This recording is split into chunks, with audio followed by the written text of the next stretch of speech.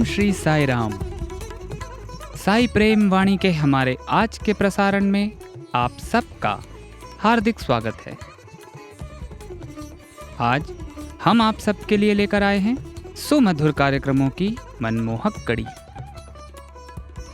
आज के प्रसारण में आप अवतार वाणी के अंतर्गत श्री भगवान द्वारा दिए गए एक दिव्य संदेश का एक भाग सुनेंगे।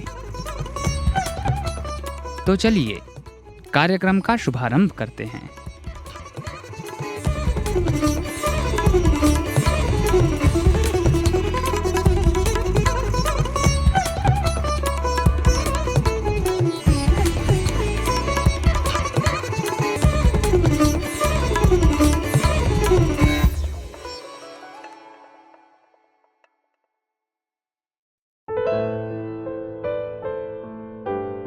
अब प्रस्तुत है हमारा कार्यक्रम अवतार वाणी। भगवान बाबा द्वारा सन 1984 को श्रीमद् भगवद गीता पर दिए गए दिव्य संभाषण का एक भाग आज हम प्रस्तुत करने जा रहे हैं।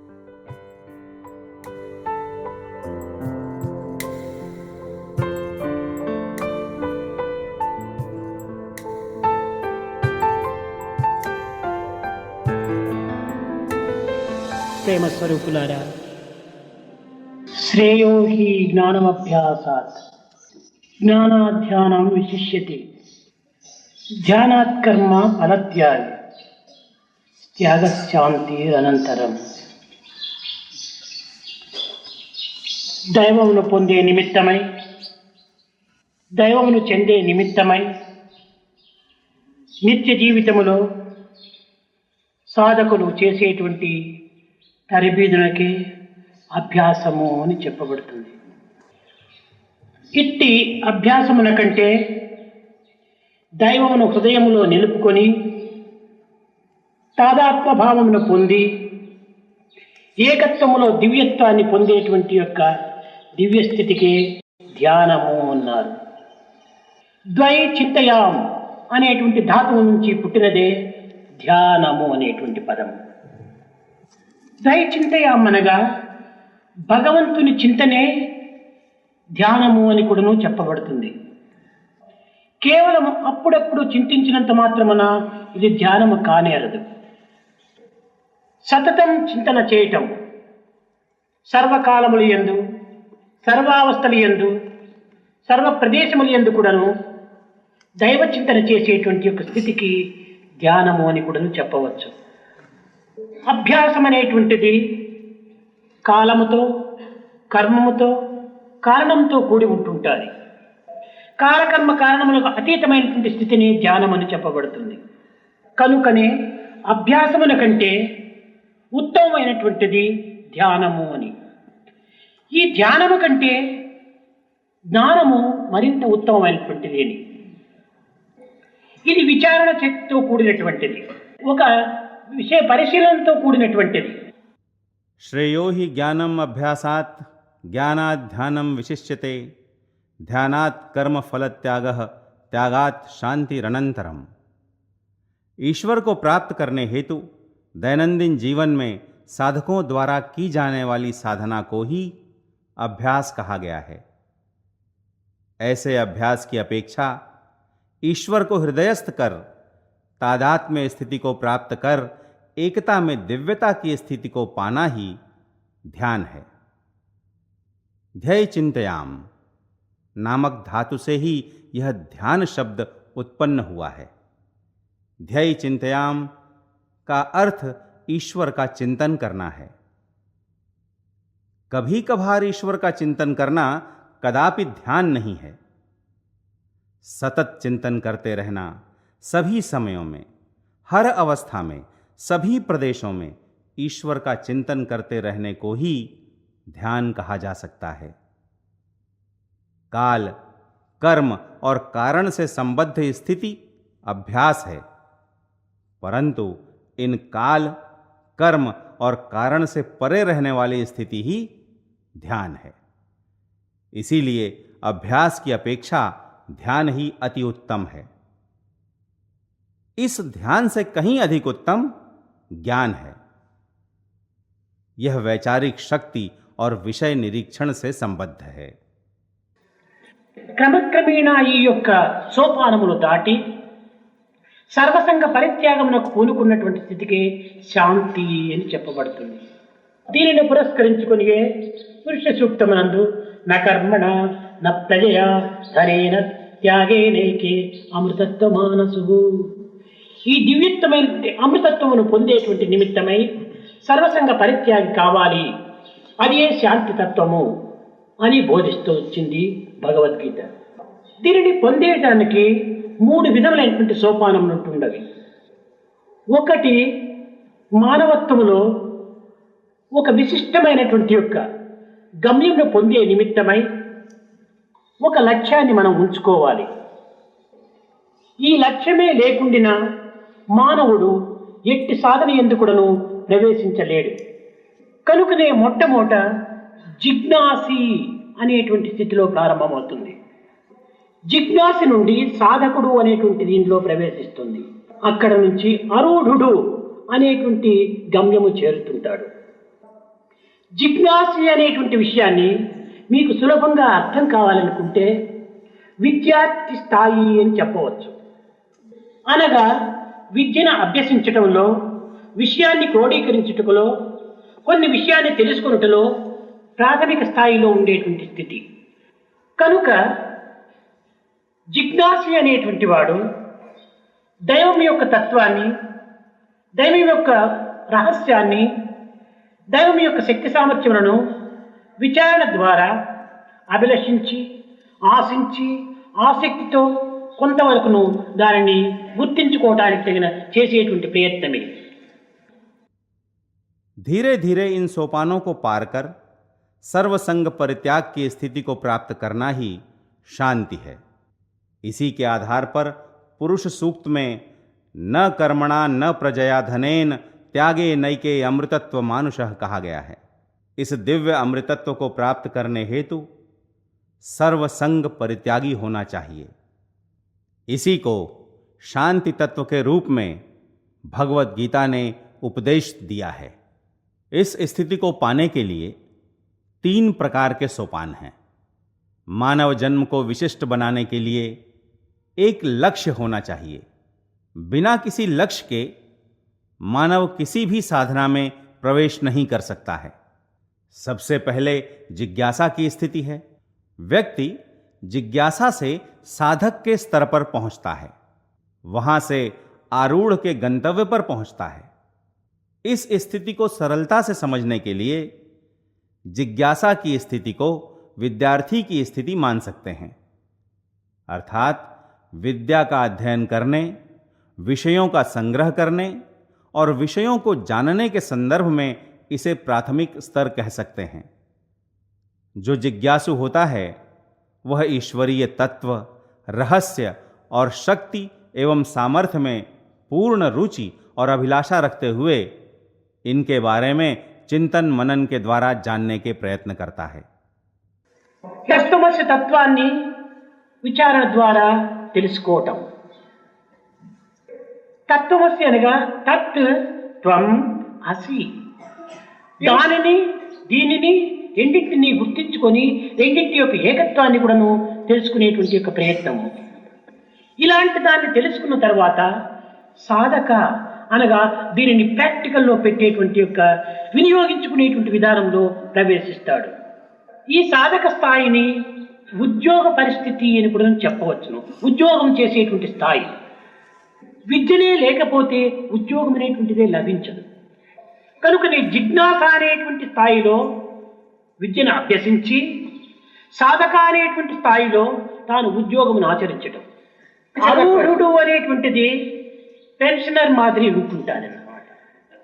పెన్షన్ ఎప్పుడు తీసుకుంటాడు? ఉద్యోగం అయిన తర్వాతనే పెన్షన్ తీసుకుంటాడు. ఉద్యోగం ఎప్పుడు చేస్తాడు? విద్యను అభ్యసించిన తర్వాతనే ఉద్యోగం చేస్తాడు. కనుకనే మొట్టమొదటి విద్యార్థి స్థాయి, రెండవది ఉద్యోగ స్థాయి, మూడవది రిటైర్మెంట్ స్థాయి.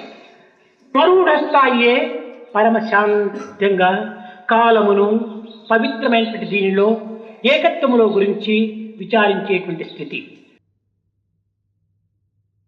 तत्वमसि के तत्व को चिंतन मनन से समझना चाहिए।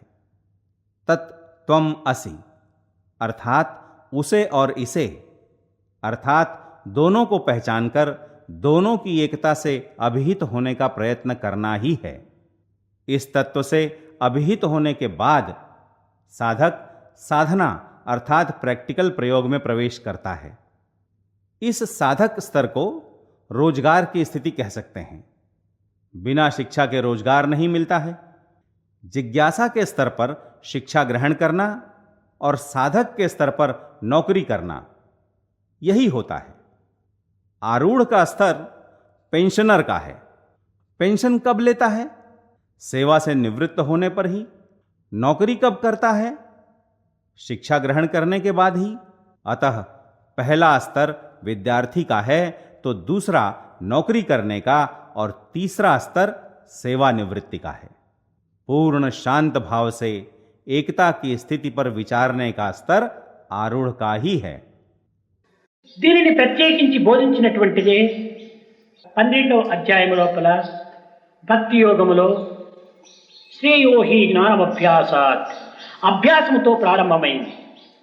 ఈ విషయములకు కేవలము విచారగ్రస్తుడు కావాలి కానీ విషయగ్రస్తుడు కారాదు. ఈనాటి యొక్క సాధకులు పూర్తి విషయగ్రస్తులుగా మారి తదుపరి విచారణ చేయడానికి ప్రయత్నిస్తున్నారు. మీరు చక్కగా గుర్తించారో లేదో, brothers and sister of Sai family అని చెప్తుంటారు. ఇక్కడ brothers and sister of half, ఇక్కడ బ్రదర్స్ అండ్ సిస్టర్స్ హాఫ్లో ఉంటుండాలి. సాయి ఫ్యామిలీలో ఫుల్ బ్రదర్స్ అండ్ సిస్టర్స్ అనేటువంటిదిగా లేదు, ఇక్కడ హాఫ్ బ్రదర్స్ అండ్ సిస్టర్స్గా ఉంటుండాలి.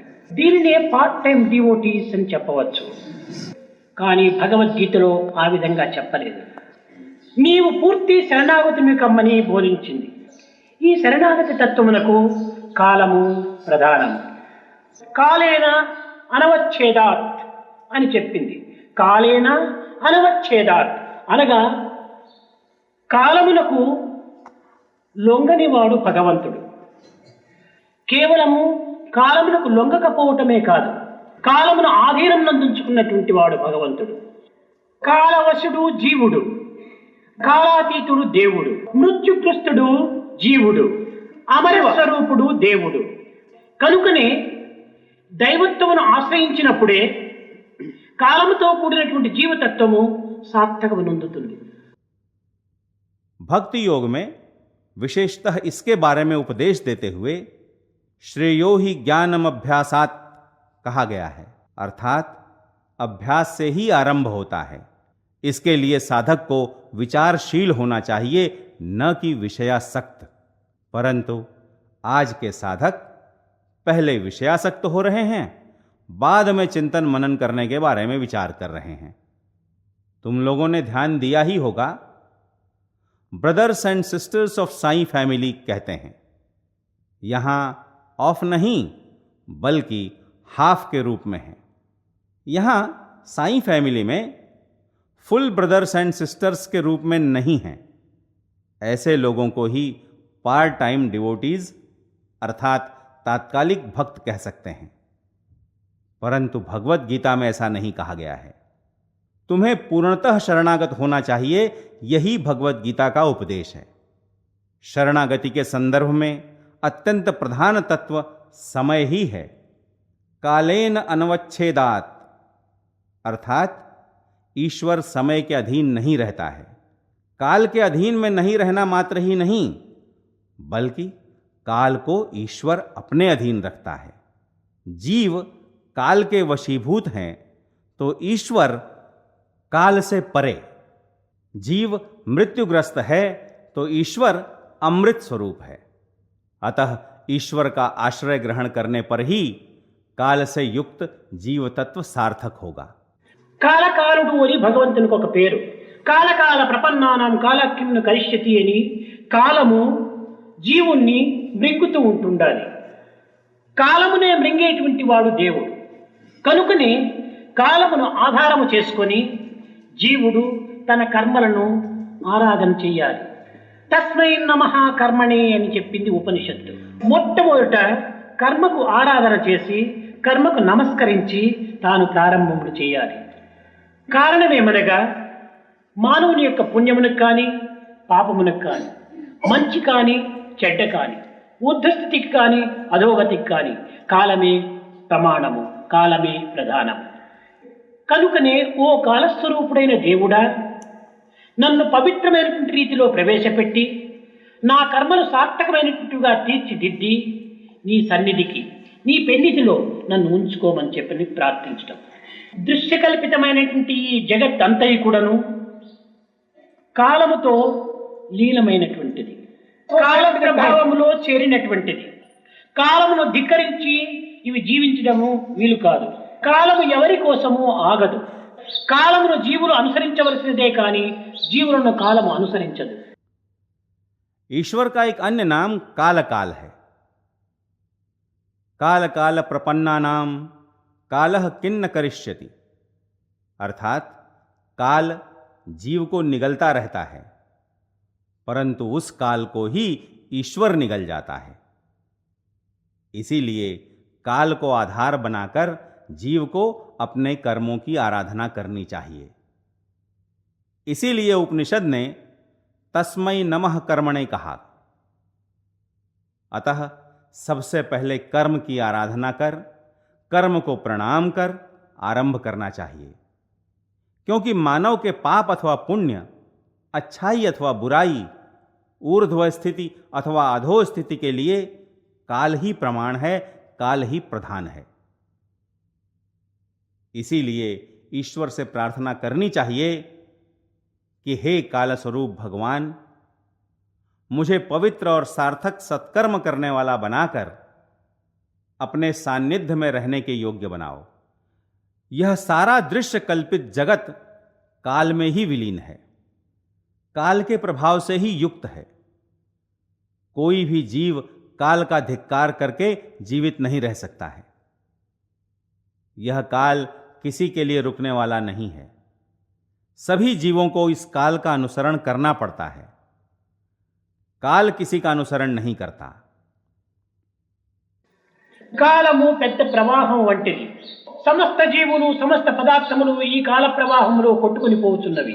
ప్రవాహములో కొట్టుకుని పోయేటువంటి వ్యక్తి తిరిగి అదే ప్రవాహములో కొట్టుకుని పోయేటువంటి మరొక పదార్థమును ఆశ్రయించినప్పుడు ఇది ఏమాత్రము రక్షించలేదు.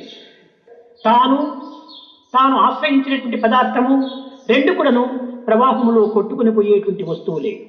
కనుక గుడ్డివారిని గుడ్డివాడు అనుసరించినట్టుగా ఉంటుంటాది ఈ కాల ప్రవాహంలో ఉండేటువంటి యొక్క వ్యక్తులను ఆశ్రయించటం. ఒడ్డును ఆశ్రయించినప్పుడే తాను రక్షితుడు కాగలడు. ఆ ఒడ్డే దైవం, ఆ గట్టే దైవము.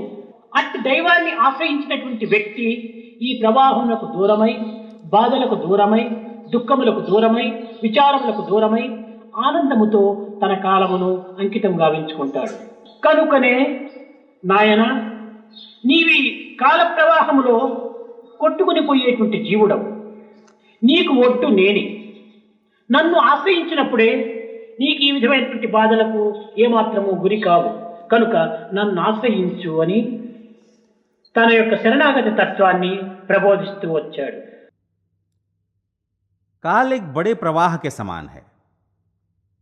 सभी जीव और सभी पदार्थ इस काल प्रवाह में बहे जा रहे हैं. इस काल प्रवाह में बहे जाने वाला व्यक्ति उसी प्रवाह में बहे जाने वाले दूसरे पदार्थ का आश्रय ग्रहण करे तो वह कदापि इसकी रक्षा नहीं कर सकता है. व्यक्ति और उसके द्वारा आश्रय ग्रहण किया गया पदार्थ दोनों प्रवाह में बहे जाने वाले वस्तु ही हैं. अतः काल प्रवाह में रहने वाले व्यक्ति का आश्रय ग्रहण करना दृष्टिहीनों द्वारा दृष्टिहीनों का आश्रय ग्रहण करने के समान है.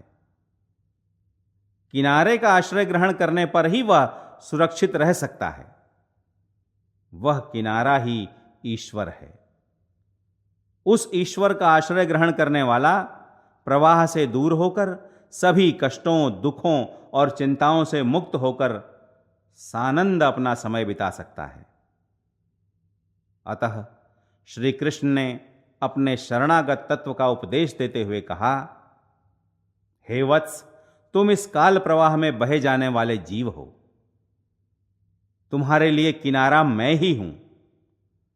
मेरा आश्रय ग्रहण करने पर ही तुम इन कष्टों से मुक्त हो सकोगे।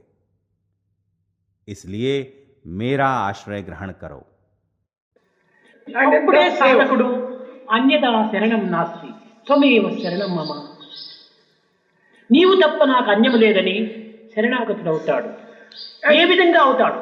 మదీయ ధన ధారాది సర్వభార సమర్పితం ఆత్మానాం శేషభూతంకి రక్షమాం శరణాగతి అన్నాడు. అయితే ఇట్టి శరణాగతి తత్వమునకు ఒక పెద్ద తెర అడ్డంగా ఉంటుండాలి. ఈ విధమైన తెర చేతనే పూర్తి తాను శరణాగతుడు కాలేక, దైవమునకు అర్పితం చేయలేక, తన మనోతత్వాన్ని పూర్తి గావించుకొనలేక సందిగ్ధావస్థలో మునుగుతుంటాడు. అది ఏ మాయా అని. ఈ మాయ అనగా ఏమిటి? ఈ మాయ అనేటువంటిది లేనిది. యా మా సా మాయా అన్నాడు. ఏది లేదో అదే మాయా అని. లేని దానిని ఉన్నదిగా మనం భావించటమే మాయ. ఎత్తి కలదను చుంటిమో అద్ది లేదు, ఎత్తి లేదను చుట్టిమో అద్ది కలదు. ఉన్నదొక్కట సత్యము ఎన్నటికి, లేనిదయ్యను లోకము చూడరయ్యా. మనము ఒక త్రాడును చూచి ఇది పాము అని భ్రమిస్తున్నాము, కానీ పాము లేదు. లేని పామును ఉన్నదని భ్రమించటం చేతనే భయభ్రాంతులకు గురి అవుతున్నాడు. ఈ భయమునకు కారణమేమిటి? లేని దానిని ఉన్నదిగా భావించుకోవటమే భ్రమ. ఈ భ్రమనే బాధలకు కారణం. కనుక ఇది అంతా కూడాను ఒక ప్రజ్ఞాన తత్వములో దానిని ప్రదర్శించినప్పుడు అది త్రాడుగా మనకు రూపొందుతుంది. అప్పుడు ఎట్టి భయం కూడాను ఉంటుండదు. దానిని పొందటానికి, దానిని చెందడానికి, దానిని పట్టుకోవటానికి కూడాను ఏమాత్రము భయం ఉండదు.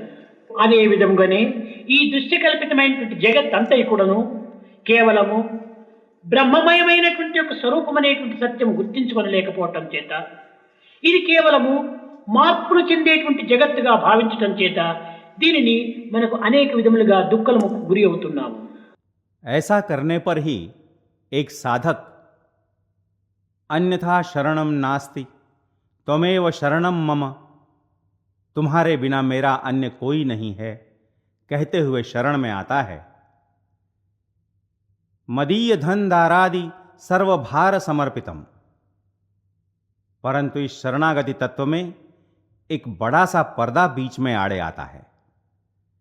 इस पर्दे के कारण ही साधक न तो पूर्णतः शरणागत हो पा रहा है, न ही अपने मन को पूरी तरह ईश्वर को समर्पित कर पा रहा है, न ही अपनी साधना को पूरा कर पा रहा है, जिससे वह संदिग्धता की स्थिति में डूबा जा रहा है। वही माया है। माया क्या है? जो नहीं है वही माया है। इसीलिए या मा सा माया कहा गया है, अर्थात जो नहीं है वही माया है, जो नहीं है उसकी भावना करना ही माया है। जिसे है कह रहे हैं वह नहीं है, जिसे नहीं है कह रहे हैं वह है। एकमात्र सत्य ही सर्वथा है, लोक ही नहीं है। जरा देखो रे भैया। हम एक रस्सी को देखकर उसे सांप के रूप में भ्रमित हो रहे हैं, लेकिन वहां सांप नहीं है। जो सांप नहीं है उसके होने के भ्रम के कारण भयभीत हो रहे हैं। इस भय का कारण क्या है?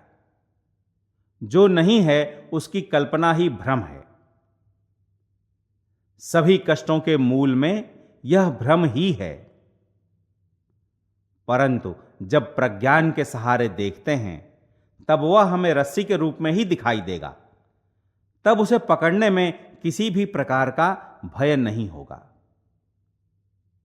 इस दृश्य कल्पित जगत को ब्रह्ममय होने के सत्य से अनभिज्ञ होने के कारण इसे परिवर्तनशील जगत मानने के कारण ही साधक दुखी हो रहा है।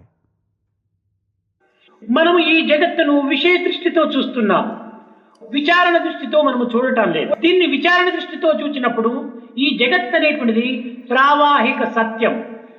ప్రావాహిక సత్యం అనగా నిరంతరము మార్పు చెందుతూనే ఉంటుంటుంది. ఒక నదిలోని జలము ప్రవహించుతూనే ఉంటుంటుంది. అయితే ఆ యొక్క ప్రవహించినటువంటి జలము ముందుకు పోయినా ఆ స్థానంలో వెనుక జలం చేరిపోతుండాలి. ఇది నిరంతరము ప్రవాహంతో ఉండటం చేతనే దీనికి నది అని ఒక పేరు వచ్చింది. ఈ నదిలో నీరు ఉండినా ఉండకపోయినా దాని పేరు నది. నీవు ఈ జగత్తులో ఉండు ఉండకపో, ఇది జగత్తే. ఇదే సత్యం. మార్పు చెందటమే ప్రవాహం. కనుక ప్రావాహిక సత్యమే ఈ జగత్తు. అనగా సత్యముతో చేరిన మిథ్యము అని, మిథ్యముతో కూడినటువంటిదే సత్యము. దీనిని వేదాంతులు సదసత్తు అనేటువంటి పేరుగా పిలుస్తూ వచ్చారు. కనుకనే సదసత్ అనగా సత్ అసత్తుతో కూడినటువంటి మిశ్రమమైనటువంటి స్వరూపము ఈ జగత్తు. ఉడిగడ్డితో చేరినటువంటి దర్భను ఏ విధంగా విడదీస్తామో ఆ విధంగా ఈ అసత్తును దూరం చేసి సత్యమును మనం స్వీకరించడానికి చేసే ప్రయత్నమే సాధన. దీనినే భగవద్గీత ఎందుకును నిత్య అనిత్య విభాగ యోగము అన్నారు, క్షేత్రజ్ఞ విభాగ యోగము అన్నారు, గుణత్రయ విభాగ యోగము అన్నారు. हम इस जगत को विषय की दृष्टि से देख रहे हैं, वैचारिक दृष्टि से नहीं देख रहे हैं। वैचारिक दृष्टि से देखने पर यह जगत प्रावाहिक सत्य है। सतत परिवर्तनशील तत्व को ही प्रावाहिक सत्य कहते हैं। नदी में जल आगे की ओर बहता ही रहता है। जल के बह जाने पर उसके स्थान पर फिर पीछे से जल आ पहुंचता है। हमेशा बहाव से जुड़े रहने के कारण इसका नाम नदी पड़ा। इस नदी में पानी हो या न हो, फिर भी इसका नाम नदी ही है। तुम इस जगत में रहो या न रहो, यह जगत ही है, यही सत्य है। परिवर्तित होते रहना ही, प्रवाह और प्रावाहिक सत्य ही यह जगत है। सदसत अर्थात सत्य से जुड़ी हुई मिथ्या और मिथ्या से जुड़ा हुआ सत्य, इसी को वेदांत में सदसत कहा गया है। सत और असत के मिश्रित स्वरूप से ही यह जगत युक्त है।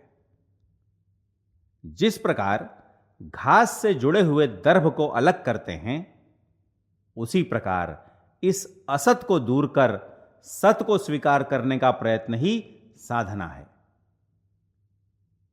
इसी को भगवत गीता में नित्यानित्य विभाग योग कहा गया है, क्षेत्र क्षेत्रज्ञ विभाग योग कहा गया है, गुणत्रय विभाग योग कहा गया है। अभी आप सुन रहे थे अवतार वाणी।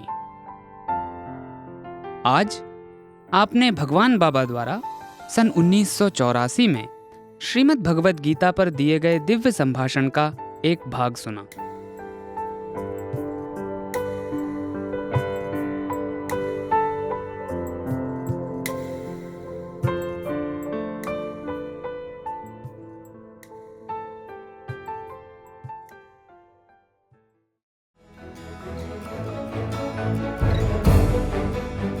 इसी के साथ हमारे साईं प्रेमवाणी कार्यक्रम के इस प्रसारण को हम यहीं विराम देते हैं। आशा है हमारा आज का कार्यक्रम आपको पसंद आया होगा। अपने सुझावों को हम तक जरूर भेजें। हमारा व्हाट्सएप नंबर है 9393258258 93 हिंदी भाषा में हमारी ये सभी प्रस्तुतियाँ YouTube पर भी उपलब्ध हैं। इन्हें वहाँ देखने या सुनने के लिए हमारे YouTube चैनल को सब्सक्राइब करें और कमेंट बॉक्स में अपने सुझाव देना न भूलें। हे स्वामी, आप दिव्य पिता हैं, हम आपके अंश। हम में गूंजें गीता के स्वर, स्वार्थ मोह न हमें बांधे कभी। हम करुणा सागर की बन जाएं लहर, ये प्रार्थना आपके श्री चरणों में अर्पित करते हुए और ये प्रसारण आपको समर्पित करते हुए अब वाणी को विराम देते हैं। धन्यवाद। सप्रेम साईं राम।